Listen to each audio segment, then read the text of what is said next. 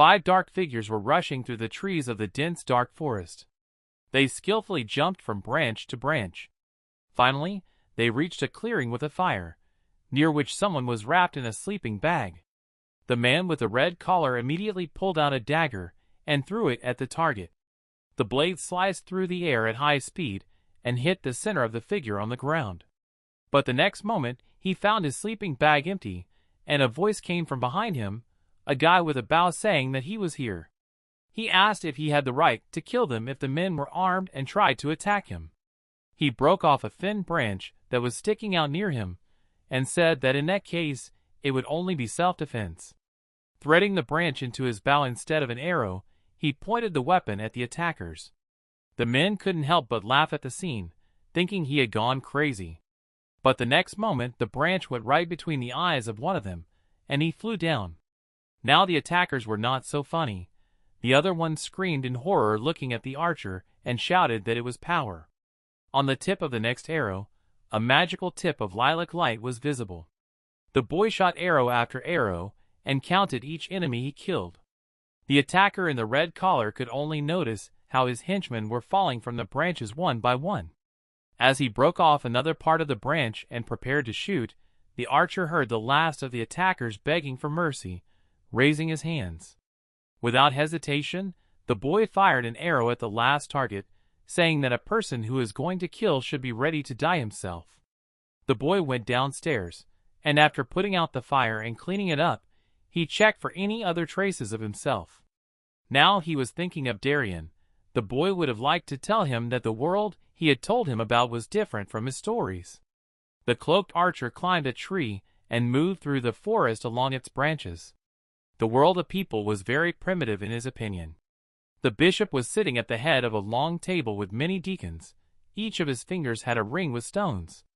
Someone in the audience pointed out that a long time had passed and asked if they had decided to just forget about the remnants of the demon kingdom. The bishop said that if he was referring to the primeval forest, he shouldn't worry. No creature imbued with demonic energy would be able to overcome the barrier. But one of the deacons added that the problem was that every tree in the forest was imbued with this energy. In addition, the forest occupied a large area that they did not use in any way. The bishop thought for a moment, raising his hand to his face, on which the stones of the rings of different colors sparkled. Bringing the fingers of both hands together, the man said that if the forest was saturated with demonic energy that no one could control, they could use it to their advantage by sending heretics there. There was a murmur among the deacons, some of them surprised and some delighted. The bishop continued by standing up and putting his hands on the table. He said that there are always problematic people, and by sending them to the forest, they will have a good opportunity to get rid of them. The others agreed with him, emphasizing the feasibility of the idea. They were ready to start right away. At night, in front of the dark forest, a scream was heard. Someone was begging for his son to be spared and offering himself in his place. But a man in armor, with the emblem of the sun on his chest, snatched the bundle with the baby to himself. He said that the core of darkness had already blossomed inside the child and lowered the bundle to the ground. The baby was immediately enveloped in light as the 3 deacons immediately began to use magic. A blonde woman with tears in her eyes shouted the name of her son, whose name was Helmut. She stretched her hand forward, but it was held by the other Latins. The indigenous forest was a place from which no one returned. Not a single brilliant scientist or brave warrior, or even the most powerful magician had ever returned from there. So this place became a purgatory for sinners, and the next moment the bundle with the baby disappeared in a glow of yellow light. People were teleported to the forest with the help of divine magic, and the abbot said that if a sinner could get out of there, he would be pardoned and his sins would be cleansed. One day a child was born with a core of darkness, and it was a real original sin. The glow around the boy faded, and he found himself alone in the middle of a cold forest and cried out. This place was a haven of monsters, from which no one returned, where every tree was imbued with an evil demonic aura. Hunger and cold tormented the little boy, but at the same time, a force awoke in his heart and enveloped him with energy. The bundle with the child lay there day and night for a whole week, but was protected from the sun, cold, and rain by its energy. And while he was somehow surviving in his loneliness, a white leopard was approaching him. A blue aura was evaporating from its tail. Its dark spots and eyes were enveloped in this blue light. The animal approached the bundle and growled. But the next moment, the female gently took the bundle by the edge with her teeth and took the child with her, which decided his fate. 10 years later, the boy was chasing a hare, shouting at it to finally stop, cursing it. A blue pair of eyes watched the action, and the boy jumped on the prey. He pinned the hare to the ground and ordered it to die. Helmut shouted to the big cat that he had finally caught it. Elga jumped down from the tree and finished off the prey with a light swipe of her claws. She asked if the boy had finally mastered hunting, but he said that so far he had only hunted rabbits and hares. The female's claws were bleeding, and at the tip of one of them was a red core from which dark energy was evaporating. She said that every demonic creature has such a kernel, and that whoever eats it will become stronger, restore his strength, and prolong his life. The boy was surprisingly interested in this information, and the big cat added that the core was so small because of the size of the hare itself. Helmut stretched out his hand and was going to take it for himself, but he caught it like a prey. But Elga slapped the boy's tail, which sent him flying to the ground, and she shouted at him not to get close to the colonel. Helmut was screaming on the ground, demanding to have his prey back.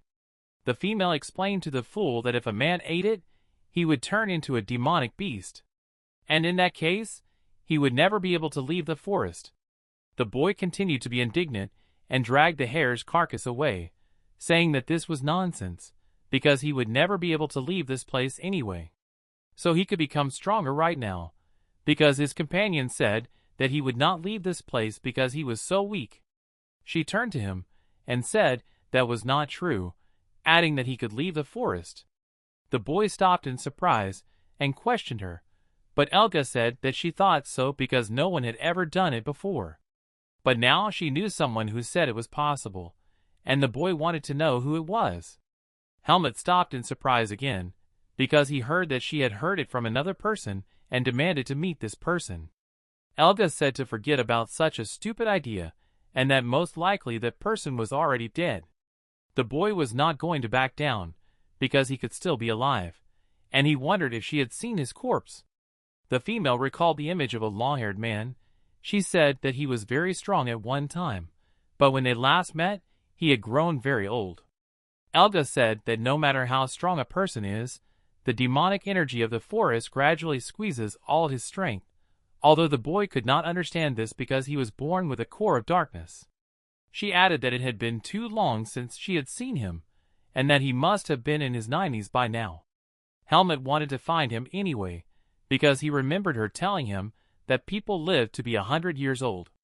The female wanted to slap the boy with a branch in the tail.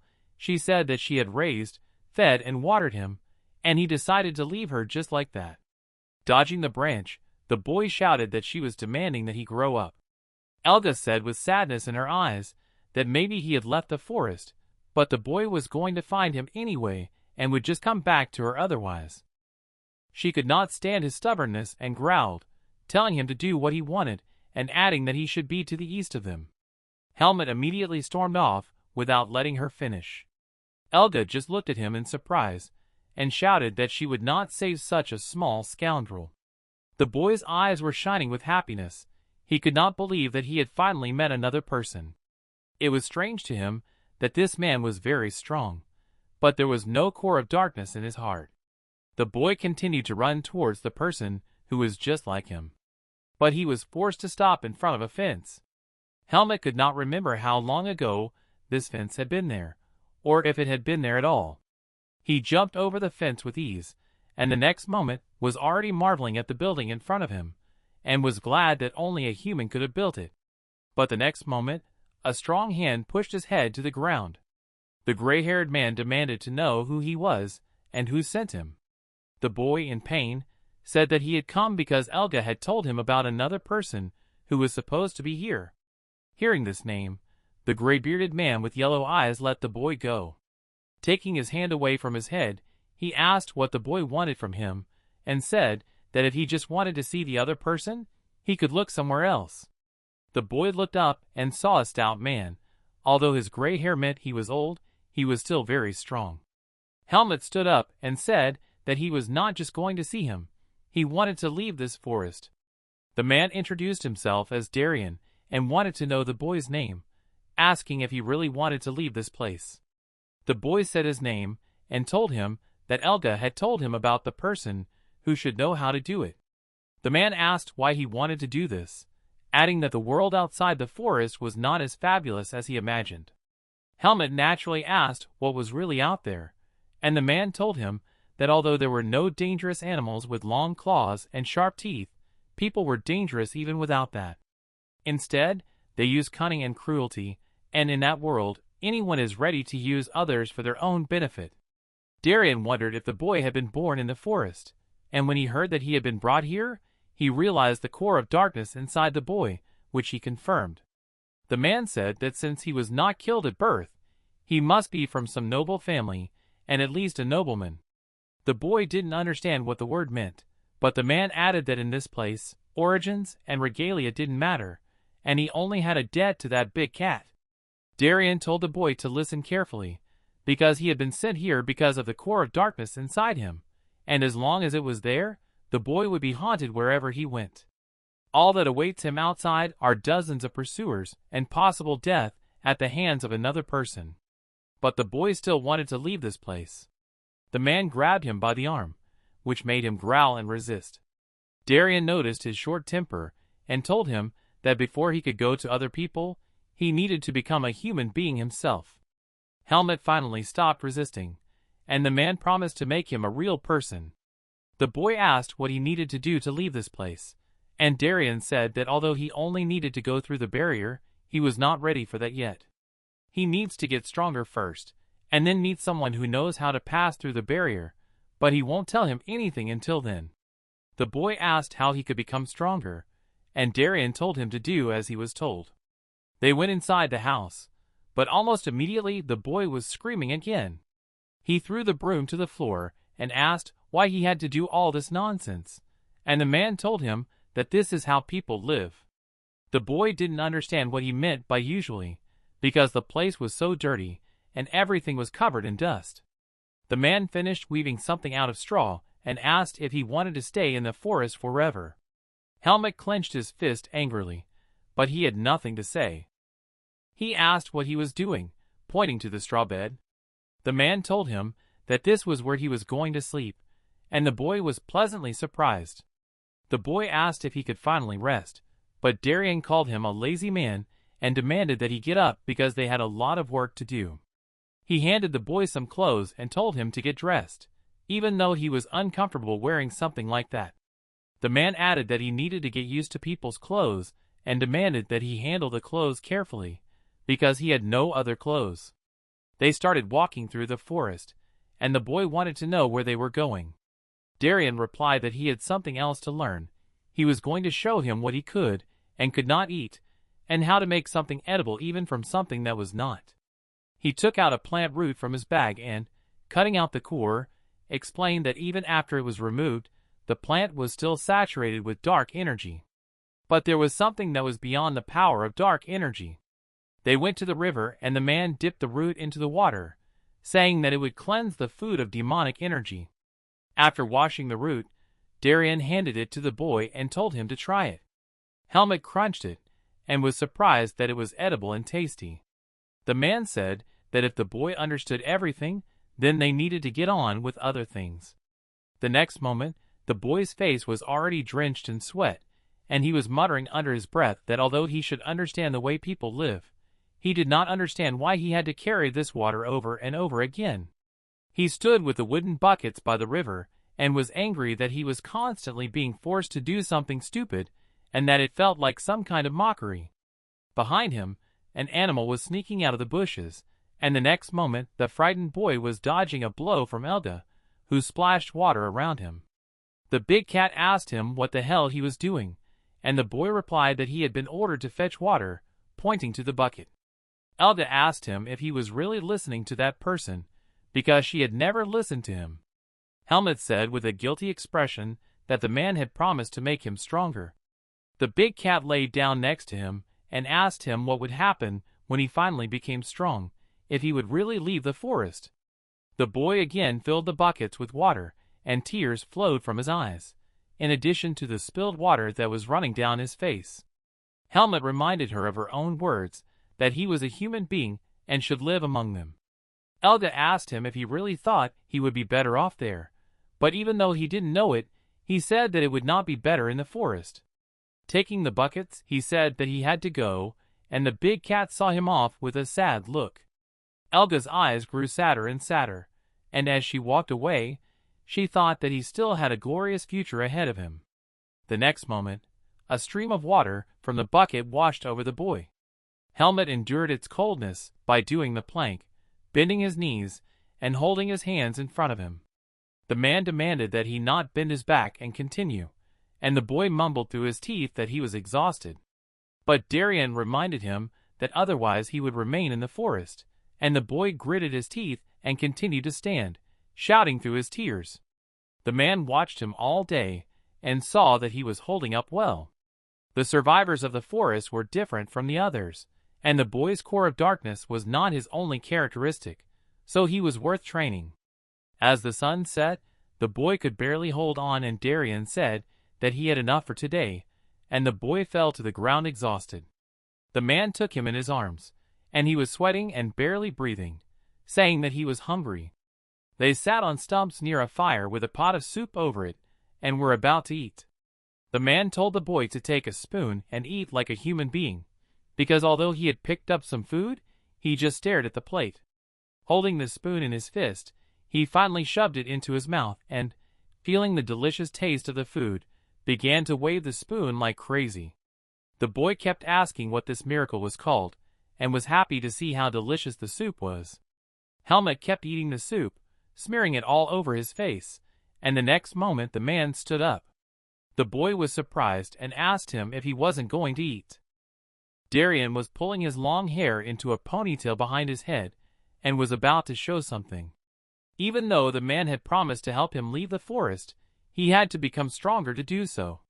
Darien walked over to a nearby box and began to open it. The man said that the boy was not one of those demonic creatures with fangs and claws, so he had certain limitations, no matter how hard he tried to improve his body.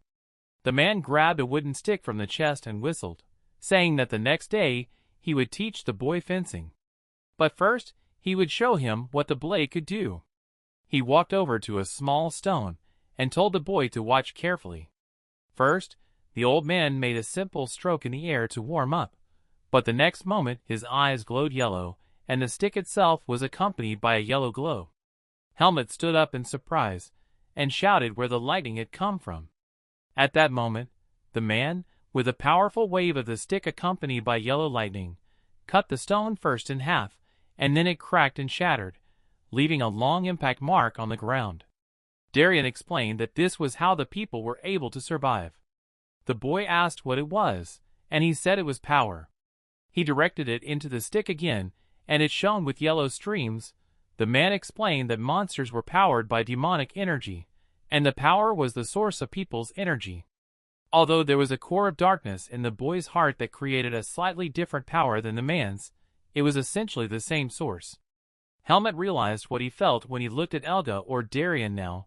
He felt the power, and now he shouted with delight that it was incredible and wanted to master it as well. But the next moment, he received a slap on the forehead, which sent him flying backwards. The old man ordered him to calm down a bit, because the boy's body was still not ready for this. Now the main thing for him was to understand the essence of the weapon itself, and it would be difficult and unpleasant, often very painful, but the boy had to hold on to it. The man promised that if the student puts all his heart and soul into the blade, the weapon will reward his efforts in full. Darien handed the stick to the boy, and he agreed to his words. The next day, they were already training together, and the old man was telling Helmut to concentrate, but now the boy did not understand what was expected of him. In his usual manner, the boy was screaming again, not understanding what the hell they were doing, and how much more he would suffer. The man calmly asked him what kind of rebellion he was starting and asked him to treat him with respect. Helmut said he was doing so, wiping the sweat from his face. But the man did not agree with him, and the boy immediately asked why he was not ready. The old man told him that a strong body was not everything and let him think about it. He did not understand why the boy needed to explain everything. The boy kept asking what was wrong with that, and the next moment, he was already shouting that he should have started with explanations. The boy could not fully understand what was wanted from him just by looking at him. The man looked at him and realized more and more how strange Helmut was, but he actually enjoyed learning, and did it very quickly. The core of darkness affected people from the inside. It made them more bloodthirsty and cruel, and besides, the boy was raised by a demonic beast in the middle of a demonic forest. Despite all this, the boy still grew up to be surprisingly rational, obedient, and determined. The old man saw something in him, and now moved toward the boy, and was about to show him something. The next moment, he lightly struck the boy's arm, causing him to scream, and the next moment, he repeated his blow, and the boy dropped the stick from his hands. The man was showing how weak he still was, and Helmut shouted at him for hitting him twice, rubbing his hand in pain. The old man asked if he felt any difference, but the boy said no. So the man decided that someone here wanted to go without dinner. The boy screamed and gestured with his hand to the teacher to wait, because he must have realized something. The boy noticed that the level of pain from the blows was different, and although they were the same, they were inflicted in different places. He analyzed the teacher's previous movements and found it strange. The man replied that he seemed to finally understand, because the dull repetition of already perfected movements was not the main thing. The tension of the necessary muscles, the trembling of the fingertips along with the speed of the movements, and in addition, a balance between mind and body was needed. All of this had to be under the boy's full control, and only then would he be truly ready. Only then, when the student puts his body and soul into every swing of the weapon, will he understand everything. The old man gave him another slap, because now he was waving the stick mindlessly, and was not a swordsman, but a woodcutter. They continued to train, but the man said that rest was also part of the training. So Helmut went to the river, but he was unbearably bored. Suddenly, Elda appeared behind him again, this time slowly approaching the boy. The boy was happy to see her, and said that they hadn't seen each other for a long time. When the big cat got closer, she was surprised, because they hadn't really seen each other that long, but the boy had grown up a lot. Helmut was surprised by this, and said that in the future he would become even bigger. Elda was still looking at him in amazement, and said that he would grow into a real man. The boy decided to ask what kind of debt Darien owed her. She didn't understand who he was talking about at first, and then added that the man had once asked her permission to settle here, and she had agreed. Helmut was surprised, because Elga didn't exactly like her neighbors, and she hadn't even fought with him. The blue-eyed woman said that even though the boy had grown up, he was still a fool. She snarled, reminding him that she ruled the lands in the heart of the native forest, and that she fought anyone and everyone who dared to invade her domain. But the next moment she fell silent, thinking and remembering that she wasn't really fighting everyone. The big cat remembered the snake, and she didn't want to meet that creature again. Helmut remembered a monster from the southern lands. I think his name was Naho, and he was a two-headed snake. Elga said that Darien was one of his targets, and if she and her husband had fought then, the snake would have used it, no matter who won. The boy wondered who would have won in that case, but the cat had no answer. Wild animals were so imbued with energy that their power was visible from afar.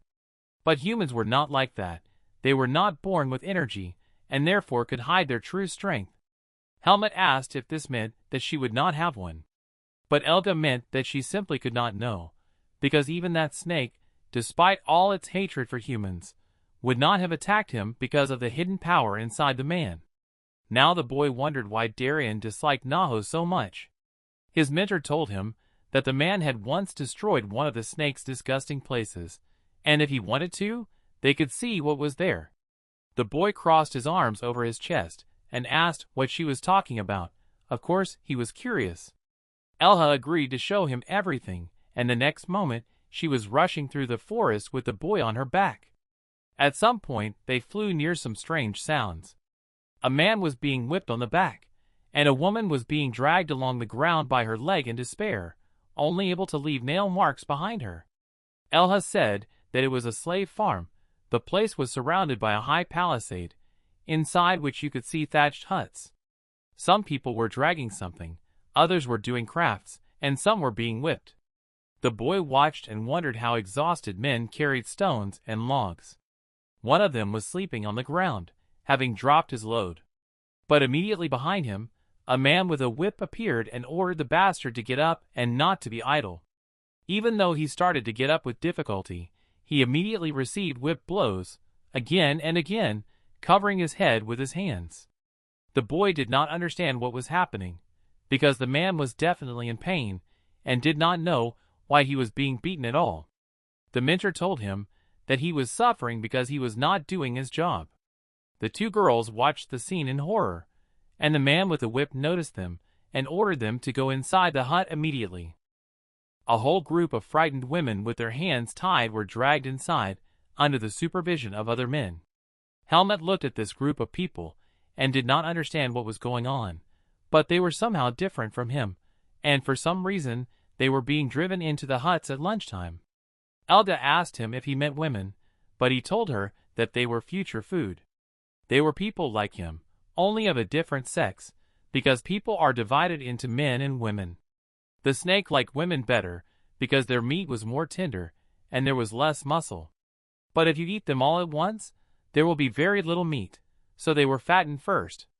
Every woman became food for Naho, and every man worked as a slave for the rest of his life, and this way the farm was kept running. The dragon protected the farm from monsters, and the people in turn did all the other work. They even had their own leader. An older man with a mark on his forehead came into the square. Although he did not look as strong as the other overseers, he was fully dressed unlike them, and it seemed to emphasize his status. One of the overseers greeted Mr. Arugo, and the latter asked what the fuss was about. When he heard that one of the slaves had done something wrong again, and was getting what he deserved, he immediately asked how the victims were being collected. The subordinate assured him that they had completed everything, pointing to a crowd of girls being led inside one of the huts. The governor looked at the girls and noticed a green-haired girl. He grabbed her by the face, looking at her intently, and told her that she was lucky because he was going to take her for himself. The next moment, he was dragging her by her hair. Helmut asked if he was the leader of the people, and Elke explained that he was a magician who could find people who had fallen into the forest. The boy could have become one of those slaves too. He watched as they dragged the green-haired man, who was already shedding tears, along the ground and realized that it was the big cat who had not given him away. Helmut wondered why she had done so, and Elda froze in surprise, for she had not expected such a question. She reluctantly answered that she just didn't want the slug to have more sheep. The boy noticed that it was indeed very similar to her, but it was strange for him to see such a crowd of people. The mentor said that it was time for them to leave, but the next moment something alerted her. A voice whispered, asking who it was that came to visit, and the next second, the two-headed man himself appeared in front of them. He began to hiss, and Elda growled in response, taking the boy's tail off his back and hiding it behind him. The dragon noticed that they hadn't seen each other for a long time, and she didn't understand why he wasn't in hibernation now. The boy looked at the giant snake towering over them, and shook at the sight of it, his body as if something was constricting from its mere presence. One head wondered if this boy was the one Elda had been raising all this time, and the other head remarked that men taste better when they are young. Snakehead would not refuse if his old friend offered him a piece. The big cat replied with disgust that he would pass, and that he didn't eat men anyway, so he wouldn't like their meat. The head smiled, because Elda was right. The wizard had raised some really good meat for him. But the next moment, the head smelled a strange odor, and they approached the boy, waving their snake tongues. The two-headed one asked how this boy was connected to Darien, and tears appeared in the boy's eyes from fear. But a wave of the mentor's paw made the reptile retreat. It growled and ordered the freak not to approach the boy and not even think about anything like that. The two-headed man was having fun. He told his friend not to worry so much because he was interested in peace and love. He was just wondering why the clothes on her boy were so saturated with the smell of his enemy. The latter had destroyed one of his farms not long ago, and it was not forgotten. Elga replied that there was no connection between them, and the boy had only stolen his clothes. Smee thought about what he had heard. He agreed that it sounded true, but if the boy had come here on his own, he would have paid for it. Elga snarled even more, baring her fangs, about to say that she would tear the snake apart if a single hair fell from the boy's head. But the snake interrupted her aggressive attack. One head said sarcastically that he was very scared, and the other said they were just joking and had no battle in mind. They had known each other for too long, but still the dragon hoped they would go away and not come back. He said that he would not want to collect white wool all over his possessions, and crawled away. The boy was still shaking, and the next moment he just fell to the ground. When he came to, he and his mentor left. Helmut's head hurt badly. Elga said that now the bastard knew about him, and he shouldn't go anywhere alone. Even if the snake is afraid of her and won't invade her property, it's still not worth the risk, so he should always stay close to that man. Helmut grimly agreed, and the big cat pushed him and asked why he was so sad. She said it was not his fault, and he was just a child, so it was just a warning. The boy immediately wanted to ask something. He stopped looking at his hands. He wondered if he could become as strong as her or Darien. He asked if it was so hard that it was impossible, and Elga said that even she did not know the strength of that man, but most people definitely do not reach that level even in their entire lives. The big cat said that it would not be easy, but it was entirely up to him, and if he really wanted to become strong and really leave this place, he had to give it his all. Sadness appeared in her eyes. She closed them and thought about something. The next moment she said that a person was approaching, so she would leave. Darien did appear behind her with a sheaf of hay on his shoulder, and when he saw the cat, he realized who the boy had been with all this time. The man said that it would soon be dark and they should go home. Looking at the cat's trail, he said that he would keep an eye on the boy so that it could hear him. Elga really heard his words and was surprised at first, but then moved on with a calm soul. At night, the boy did not sleep. He clenched his teeth and writhed in pain, holding his stomach. He already thought he was going to die. The day before, his mentor had handed him some herbs and told him to eat them in the evening before going to bed. Holding the sprouts in his hands, Helmut asked what they were, and the man said they were poisonous. The boy began to scream, asking why he should eat poison, but Darien's slap interrupted his screams and sent the boy flying, along with the herbs. He told the boy not to ask any questions and just eat the herbs. They would help dampen the energy of the core of darkness. So now the boy was twisting in pain, and even though the herb was poisonous, his whole body hurt. He was screaming for what the old man had fed him. Darien, meanwhile, stood on top of one of the rocks and looked at the full moon that illuminated everything around him. He was thinking about time, about 5 years, but more likely about 4. One day, the boy was practicing with a stick, perfecting his strokes on the tree, leaving deep marks on its bark. When Darien came to the boy's house and saw all these cut trees, he noticed that the boy was really enjoying practicing with the weapon. The boy was happy to see him, and said that his body was much more obedient and his eyesight seemed to have improved. The boy wondered if it was because of that poisonous herb, and the man said that only now the demonic herb had taken effect and asked if he had no more stomach pain. Helmut answered that he no longer suffered from pain and now, on the contrary, he woke up even more cheerful. Darien heard this, and noticed that the boy had been taking the medicine for several months, and said that he was probably ready.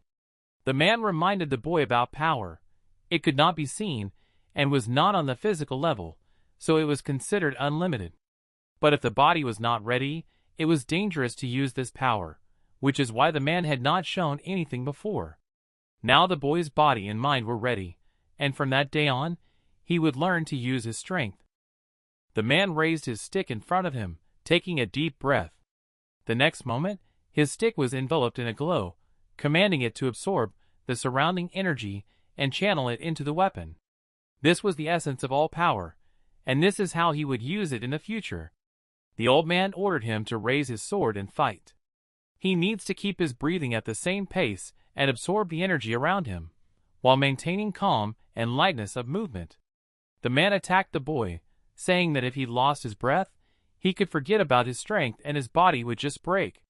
Helmut fought back as best he could, and he barely managed to dodge another attack from his mentor, so his stick just broke off a piece of wood behind him. When he saw this, the boy screamed for him to stop, thinking that he was ready to kill him. The mentor asked if Helmut had used up all his strength so quickly, but he had not taught him to retreat. The boy really couldn't back down, so he listened to the old man's words and tried to steady his breathing. Deciding that he was ready, the boy rushed to attack, but many of his blows were easily blocked, and he did not even manage to move the man. The man told him to relax his instincts and absorb more energy to feel the real power. Darien pushed the guy back with a single punch, and he barely stood on his feet. The mentor added that no one can be perfect the first time, but from now on all training sessions will be like that. But no matter how long it takes, the boy must show his determination. Their sticks met again, and the boy continued to fight and was not going to back down. The man ordered him not to stop and not to lose his pace. He needed to speed up even more and absorb the energy around him. Helmut continued to train on the trees all the time, and at some point, he did feel the energy flows. As he practiced with the absorbed power, he was able to damage more than just the bark. The cuts in the trees became deeper and deeper, and the boy could absorb more and more energy. After 4 years, he was able to bring down a tree with one swing, and it would fall to the ground with a crash. It was winter, and the trees fell one by one, leaving stumps. Looking back at all the fallen trees, the boy decided to finish today's training. The next moment, he noticed Darien behind him, who noticed that the boy had grown up a lot. Helmut replied that even though he had grown, he was still too weak, and asked about a duel. The man said to show his strength first, but the boy muttered that this time he would not buy it. When he asked for a duel the last time and showed what he had achieved before, his mentor simply refused, saying that he was still not ready. Darien still wouldn't listen to anything and demanded that he do as he was told. Helmut reluctantly agreed because he had no other choice. He concentrated, and the next moment, his stick was enveloped in a lilac glow of dark energy. The man watched him practice, and although he had seen it almost from the beginning, the boy was already able to use the power and showed remarkable growth. Despite the core of darkness within him, he was extremely talented, and would definitely be able to turn this world upside down. But in the old man's mind, an image of a grown boy appeared. He imagined that he could become both a brave knight and a ruthless demon in the worst form, wreaking havoc. But the man saw that it was time to let him go. The old man turned to Helmut and said that the time had come. The boy asked what he meant, and Darien replied that it was what he had been thinking about, that it was finally time to leave this forest. Helmut objected because he didn't feel strong enough. But if he didn't do it now, the core of darkness would grow even more in him, and then the barrier would definitely not let him through. Since there would be no second attempt, the mentor asked him to listen carefully. The gray-haired man said that the way out was in the north of the native forest, somewhere near a waterfall. He had heard that there was a part where the barrier was particularly weak, and in theory it was through this place that the boy would be able to leave the forest even with a grain of darkness inside him. The boy listened attentively and asked where exactly this weak spot in the barrier was, but the mentor did not know, because he had never searched for a way out. But he knew who knew, a man who lived in the village of the two-headed snake and was known there as an elder. Elga would be able to show him the way. The boy understood that the man meant Naho, and he had seen the man who was the leader of the slave farm before. The old man continued, telling him that in the world of people there were many new things waiting for him, and because he grew up in the forest, everything would seem amazing to him. But one way or another, he would encounter troubles on his way, because they always follow people. Tragedies can neither be avoided nor protected from, no matter how well you prepare for them. One day, there will come a moment when the boy will feel helpless and will suffer from this feeling. Perhaps he will be overcome with despair from the countless stabs in the back, and this will push him to the abyss of darkness. The mentor stretched out his hand and put it on the boy's shoulder, asking him to never change and to remain his true self. That was the only thing he wanted to ask, and he was going to answer any question he had. Helmut clenched his fist. He realized from his mentor's words that he was not going to cooperate. The gray-haired man coughed a little and said that was the case, and if he had no more questions, he would go to sleep for a while. As he left, the mentor said that he would come to see him in the morning, because he had something for him. Now he wanted to spend some time alone. At night, the boy sat on the edge of a cliff overlooking the river and thought about something. His white-haired mentor appeared behind him and noticed that he did not look very cheerful. She understood everything and knew that it had to happen tomorrow. The boy confirmed her guesses, and although he would finally leave the forest, he felt very strange. His heart felt like something was squeezing him, and he didn't know what it meant. The cat lay down next to him and looked at the boy with sadness. She said it meant that he was slowly becoming a human being. In the morning, they went to the old man's hut together, and when they opened the door a little, the boy froze and did not dare to enter. Elga told him to go ahead, so Helmut opened the door and entered. On the floor in front of the door, his mentor was sitting in the lotus position. He had a sword and a package in front of him, and his eyes were closed. The boy called his mentor's name, but he did not respond. Helmut did not fully understand what it all meant, but it seemed that it was really time for him to leave. He took the last of his mentor's gifts and looked at him once again with sadness. The boy promised to always remember him. He went outside and closed the door behind him, and Elga said that his time had finally come. Helmut asked her how she knew, but one day he just told her. Now she told the boy not to be sad, because everything begins and ends at some point, and people were no exception. The mentor told him not to feel sorry for the old man, because he had lived for many years, which others do not even count on.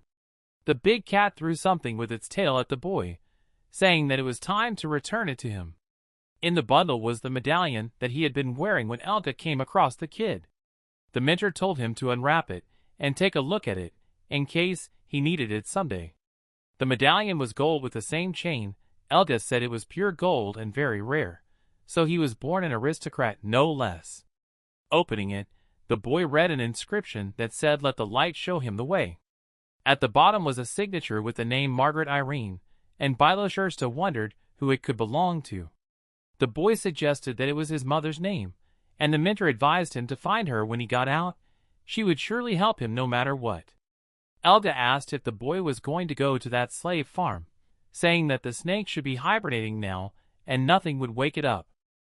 But she cannot go with him, because he will definitely feel her presence. Helmut told her not to worry, because he would handle everything on his own. She told him to go, because he might not get another chance like this. The big cat saw her child off with a sad look, and the boy wished her many years to come. She thanked him and asked him to take care of himself. At night, the boy approached the snow-covered camp of people. Now there was no one on the street. Only a lone figure in a cloak briefly flashed and disappeared into the doorway. The vicar took off his hood. Something alerted him, and he used magic to light a candle. The next moment he froze, because a cold blade was placed against his neck. The boy came out of nowhere and ordered the vicar not to move. In front of the altar, with the giant horned skull of a demon, a man in a hoodie was raising his hands in the air. His eyes and the mark on his forehead glowed with a white light. Dark magic was an evil force that could make even the most insignificant magician strong. And among all mages, there were people who were willing to do anything for power. The man threw off his hoodie and looked up, a smile on his face, as he offered a dozen torn bodies lying in front of him to the most evil. Eruko hated other magicians, and envied them at the same time. He was afraid that he did not have enough talent among the other magicians, who could easily perform magic tricks, so he took the path of the dark arts. Such magic required negative emotions, but thanks to human trafficking, he could always get fresh blood for the ritual for a bag of gold. The suffering of each victim he tortured made him more powerful and more evil, and he began to enjoy it. But one day, other magicians investigated the strange disappearances and revealed his deeds to the world. He was caught and brought before the court of 3 deacons, who sentenced him to death or exile. He was still afraid of death, so to save his life, he agreed to take a one-way trip to the primeval forest. Arriving there, he almost immediately found someone to worship, and now he knelt before the 2-headed serpent and begged him to become his vassal and offer sacrifices to him. With the help of his magic, he was able to find other people, and among them like-minded people who were ready to worship the 2-headed serpent for their own survival. That is how the farm of people appeared. Erugo became their lord, and people became his sheep. The man often came to worship the real owner of these lands. He was pleased with the women he killed, and did not interfere in his affairs as long as their flow continued. In such circumstances, Erugo regained his old ambitions, but every winter his wonderful position was threatened by other demonic monsters, who often came to feast on people, as Naho was hibernating and did not protect them. Every cold day, wild beasts devoured many people, but even in such difficult times, the magician still enjoyed life. Now a cold sword threatened his aged neck, and he thought that winter was nothing but trouble. The man asked the stranger what he wanted, and when he heard the question about the location of the exit and the young man's voice, he noticed that despite his youth, the guest was being very bold. He was amused and asked if he was Darien's student, because he had heard that he had one. The boy was not going to talk to him and demanded an answer to his question. But the bald man was in no hurry to answer. He asked why the boy thought he would help him. But a light cut of the sword removed the smile from his face. Blood appeared on his neck, and Helmut assured him that otherwise he would die. The magician assured him that if he died, the 2-headed man would wake up from his hibernation, and then he would die himself. Because such a miserable little man would not be able to cope with Naho himself. The boy said that it didn't matter. He asked if his master could raise the dead, because that was the only thing the old man should be interested in this situation. Helmut leaned into his ear and whispered that he shouldn't even try to pull any tricks. But the old man stood his ground, saying that only he knew how to leave this hole, and if he killed him, he would stay in the forest forever. The boy said that was nonsense, because he had heard that magicians liked to record everything, and there was definitely something to be found in his house. Helmut just wanted to save his time and the boy's life, so he told him not to tell fairy tales. The magician realized he had the wrong guy and agreed to help. He was going to show him how to leave the barrier, and they both went down the stairs to the dungeon. The old man wanted to know the name of the guest, but the boy said it was none of his business. Nevertheless, he continued, saying that the way he had found was only a theory, and no one had the courage to test it. So all the boy's efforts could disappear in a moment, and the only person he knew who was capable of doing so was Darien. But judging by the fact that his student is here alone, the teacher is not going to leave these lands. The magician asked how the gray-haired man was doing, and judging by the boy's gloomy reaction, he realized that he had already died, which even amused him. Erugo took out a book from among many others, and the boy demanded to have it. But the magician was not in a hurry to give it back. He offered the boy to become his student and live here, which he refused at once. The man even started waving his arms wildly, shouting that there were only weaklings around. But if Darien himself recognized the boy, he must be worth something, and Baldy was ready to give him everything he had. Helmut interrupted his strange hysteria by putting his sword to his neck and said that he was not interested. He just wanted to leave this forest alive. The boy told the magician to shut up and just give him the book. He told him that he had found it in another magician's hiding place as soon as he arrived here. His plan was to escape with the help of disguise magic, but unfortunately he never managed to leave the place. According to the book's entries, there is a waterfall far to the north, with demonic energy, a divine barrier, and neutral water intertwined in its flow. It was in this place that the barrier was supposed to be the weakest, but even with such a gap, the barrier was a top-level magic. It would simply incinerate any creature with even a bit of demonic energy if it tried to pass through. That was all the mage knew about this method, and the boy said he would spare him. Although he didn't like him, Helmut remembered the words of his mentor, who told him not to dispose of other people's lives thoughtlessly, and to always remember the kindness of that white-haired cat, without whose kindness he would have been dead. His mentor taught him to forgive, but the next moment the magician flew away from a fist in the chest, screaming in pain. The boy tied him to one of the columns with ropes and struck him with a series of pointed blows with 2 fingers. Helmut leaned over and said that they would find him soon, but not to do anything evil again. When the magician came to, he realized that the boy had blocked his magic with his blows, and he immediately began to curse him and said that he would not get out of here alive. But Helmut just smiled at him and moved on, leaving the magician tied up. But he exploded with rage, not understanding how the little bastard dared to do this to him. He activated his magic despite the pain, calling the kid an arrogant bastard, and blood poured from his eyes, ears, and mouth. The man wished to destroy the boy at any cost and screamed with all his might, urging his master to wake up. The floor began to crack, and the next moment a snake emerged from underneath, its eyes glowing with dark energy and roaring. The snake asked Erugo if he had woken him up for some nonsense, but he assured them that they would understand everything if they listened to him. The magician told him that Darien was dead, and right now his student was walking around. One of the heads was crying, and the other was happy to have a chance to deal with the bastard's only legacy.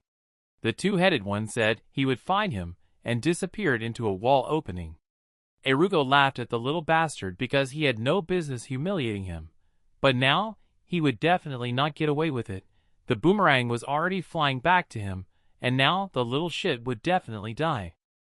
Helmut was just jumping on the tree branches, speeding up his pace. He sensed a threat and decided that he had to finish that magical bastard right away.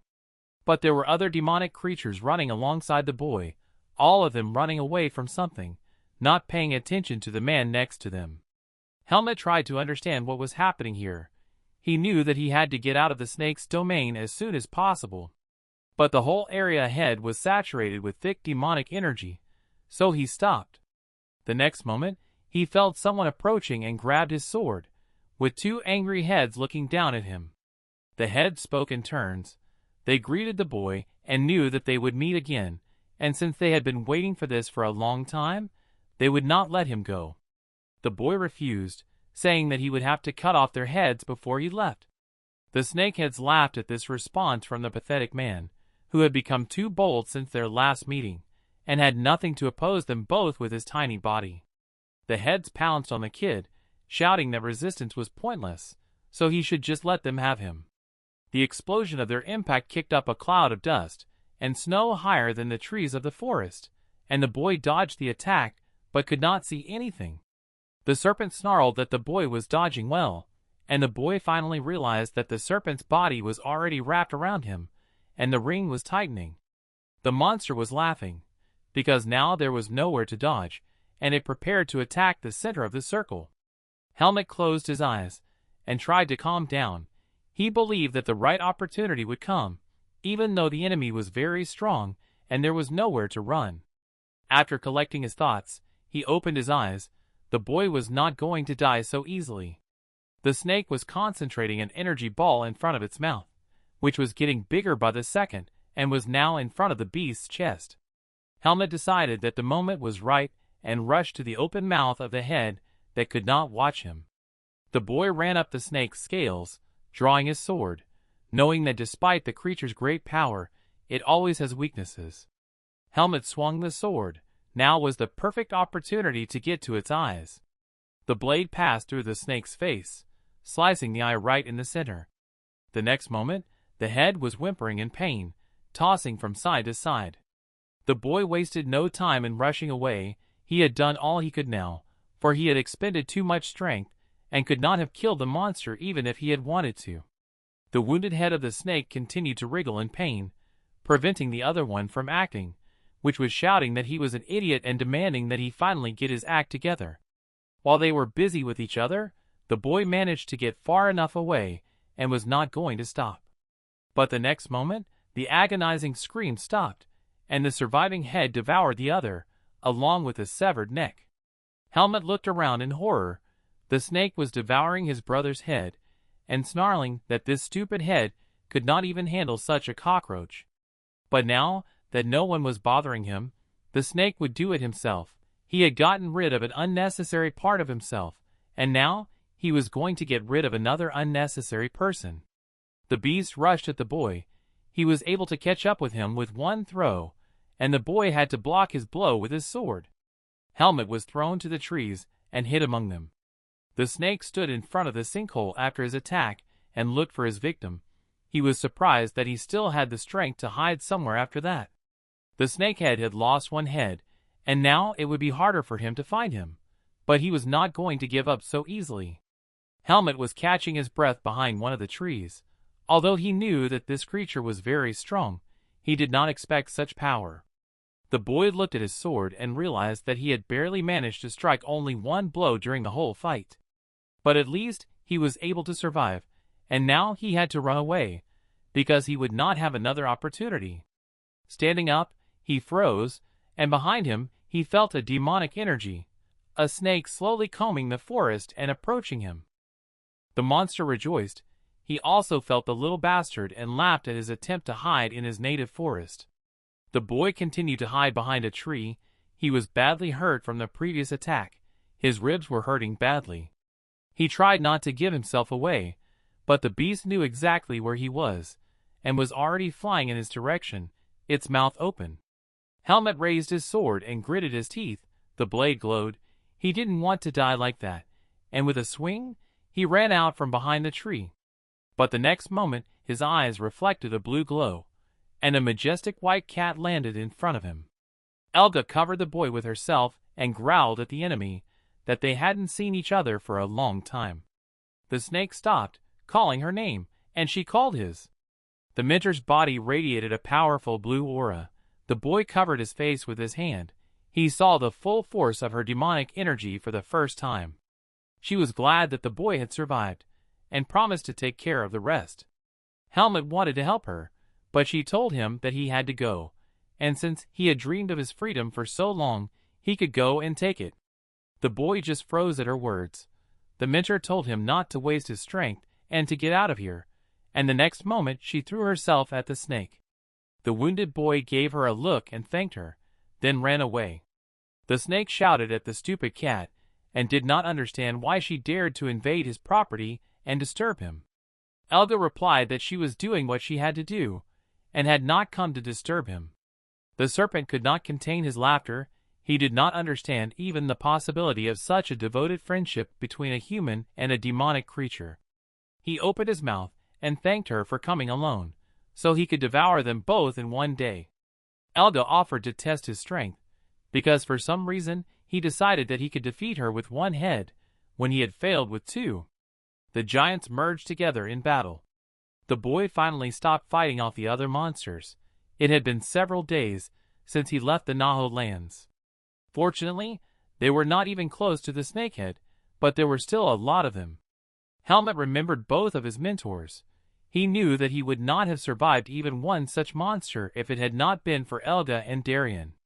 He wouldn't get another chance, so he stood in front of the waterfall beaten and prayed in the name of his mentors, who had helped him get this far, to finally get out of the forest. The lands near the barrier were very different from those where he grew up with Elga. There was almost no demonic energy here, but his core of darkness was reacting to something. Perhaps it was a reaction to the barrier. The boy reached out to his chest and was glad that he had been taught to hide his core with magic. The next moment, a feather dropped into his outstretched hand, and the boy wondered whose feather could be so large. The next moment, the feather was blown away from his hand as the giant bird flew overhead. The mighty peacock landed in front of Helmut, and the boy could barely resist the air current. The beast asked what the human child wanted here, and Helmut looked at the giant and thought that everything could not be so simple, and even this territory belonged to some monster. The bird said her name. Her name was Agrella, and she wanted to know the name of the human guest. The boy remembered that he had heard this name, and when he said his name in response, he remembered the Lady of the North. Elga had once told him about her, saying that she was very curious.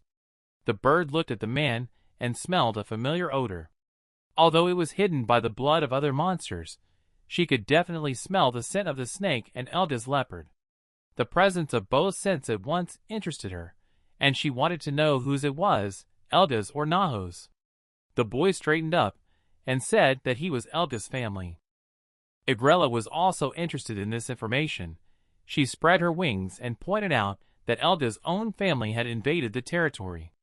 Helmut replied that Elda had not told him to come here. He had his own reasons. The bird demanded to know the reason why she should have mercy on him, and she wanted to know them all. The boy mentally tried to calm down, and he said in a fragmentary way that the main reason would help her. When she asked him how exactly it would help her, Helmut said that his reason would satisfy her curiosity in full. For he was going to be the first creature to leave the native forest through the barrier alive. Igrella couldn't help but laugh, but she could see the confidence in the boy's eyes. She wondered if he really thought it was possible, because even she could feel that core of darkness inside him, and now he was no different from a beast. Helmut asked for permission to at least try, because in any case, he was the only one who had come this far, and was ready to try his luck by testing the barrier. Igrella looked at him thoughtfully, and asked him if he really wanted to let her watch the delicious meat she hadn't tasted in so long just evaporate when she hit the barrier. She felt sorry to lose such a prey, even if it was so small. The boy replied that there would always be other people in the forest, but he was the only one who could get here, and Helmut pointed to himself. These words made the bird think even more. She looked at the boy even more closely from all sides, and finally agreed with him. She said that now she wanted to see what would happen, and recognized his eloquence. He was right about the fact that there would hardly be another fool like him who would be willing to fry himself on the barrier just to get out of the forest. The bird folded its threatening wings. Now it didn't care if he survived. But if he did, she would see the first human to do so, and the boy added that Igrella would be the first demonic creature to see it. The bird was even more intrigued by his words, and promised to protect him personally until the barrier. But just in case, she would like to hear his last words to pass them on to the big cat if they ever meet. The boy lowered his head in thought, and the next moment he asked her to tell her that he had survived and was able to leave the forest. The bird turned her head in surprise, and realized that he wanted his mentor to think so, even if he died. Igrella agreed to fulfill the last request of Elda's special child. The boy held his breath and jumped into the water, but he began to be pulled into a hole at the bottom. He mentally ordered himself that he had to get out to see the world beyond the barrier.